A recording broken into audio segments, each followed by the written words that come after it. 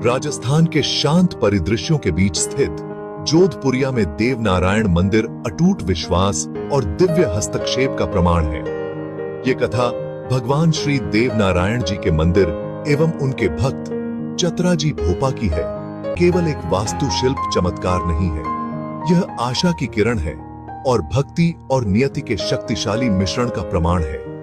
यह मंदिर भगवान विष्णु को समर्पित है, जो ब्रह्मांड के पालनहार हैं, जिनकी यहाँ देवनारायण के रूप में पूजा की जाती है।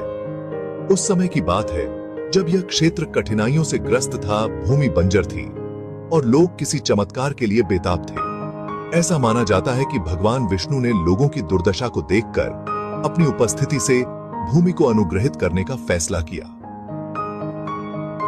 पवित्र आत्मा चतराजी भोपा नामक एक साधारण किसान के सामने प्रकट हुए। जो मंदिर भोपा कोई साधारण किसान नहीं था। सूरज के क्षितिज पर झांकने से बहुत पहले उसका दिन शुरू हो जाता था। वह अपने खेतों की देखभाल करता।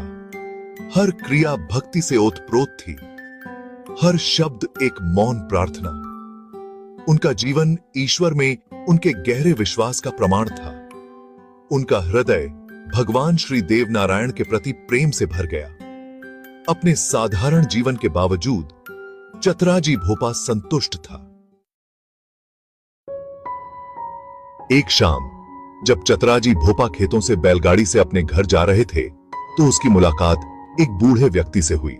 वह आदमी बूढ़ा थका हुआ था, इसलिए चतराजी भोपा ने दयालु आत्मा होने के कारण उन्हें अपनी बैलगाड़ी में बैठा लिया। जैसे ही वे एक साथ बैठे, बूढ़ा आदमी बोलने लगा। उसकी बातें साधारण नहीं थीं।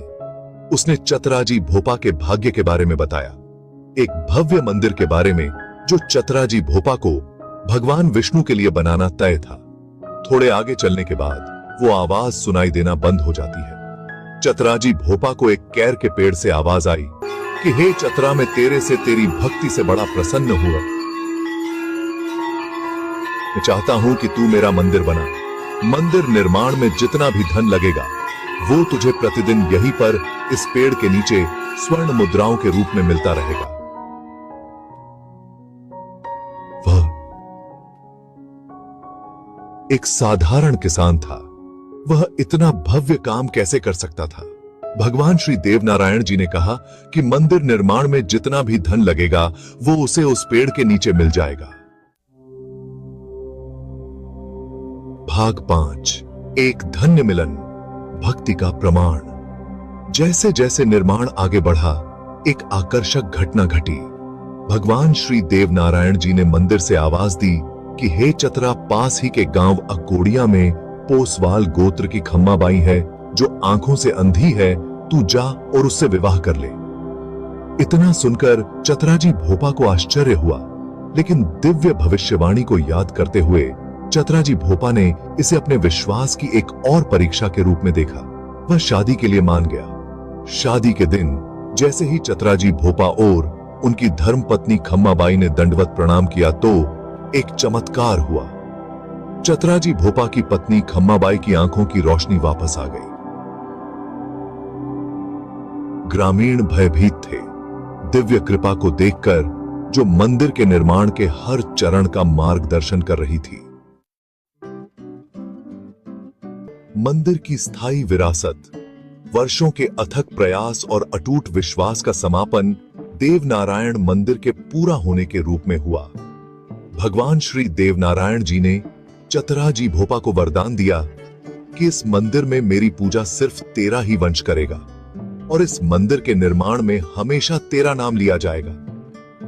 यह लंबा खड़ा था, विश्वास का प्रतीक और चतराजी भोपा की भक्ति का प्रमाण। मंदिर अपनी जटिल नक्काशी और शांत आभा के साथ तीर्थ यात्रा का स्थान बन गया। कभी साधारण किसान चतराजी भोपा के रूप में प्रतिष्ठित हो गए।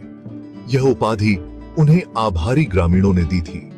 उन्होंने अपना जीवन भगवान श्री देवनारायण और मंदिर की सेवा में समर्पित कर दिया। चतराजी भोपा और देवनारायण मंदिर की कहानी केवल एक स्थानीय किंवदंती नहीं है। यह विश्वास की शक्ति और ईश्वर की असीम कृपा के बारे में एक दृष्टांत है। यह इस बात पर प्रकाश डालता है कि कैसे एक साधारण व्यक्ति अटूट विश्वास से लैस होकर असाधारण को प्राप्त कर सकता है। कहानी पीढ़ियों को प्रेरित करती रहती है, उन्हें याद दिलाती है कि विश्वास के साथ असंभव भी संभव हो जाता है। यह इस विचार को रेखांकित करता है कि सच्ची भक्ति के लिए भव्य हाव भाव की आवश्यकता नहीं होती है, यह हृदय की ईमानदारी में पनपता है।